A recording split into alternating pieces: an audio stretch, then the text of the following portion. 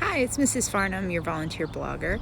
I wanted to give you a few things to be on the lookout for on your winter walk today. So let's go look around and see what we can find. So one of the first and easiest things to look for is grass. This grass is kind of dead. If you look closely at it, you can see that the kind of white yellow pieces are looking kind of dead. They're actually not dead, they're dormant right now is the word. They're asleep.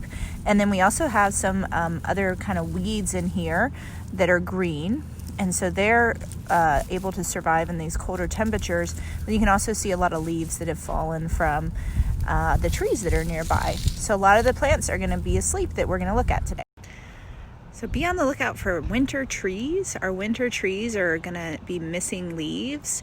They're going to kind of look like sticks sticking up into the sky. These trees are asleep, and they are a specific type of tree that does not like the cold, but in the spring they are going to grow leaves. This is one of the reasons that animals are having a little bit of a harder time finding food, though, because these are the things that would be creating seeds and nuts and fruits to eat, and they don't have those in the winter.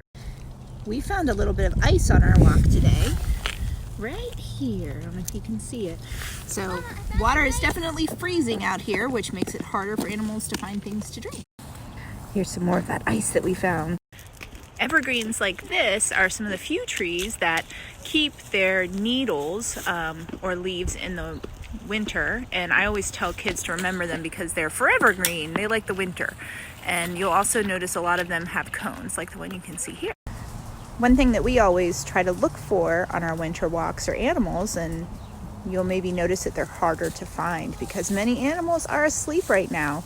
One of the best things to look for are birds, though, so be on the lookout to see if you find any birds.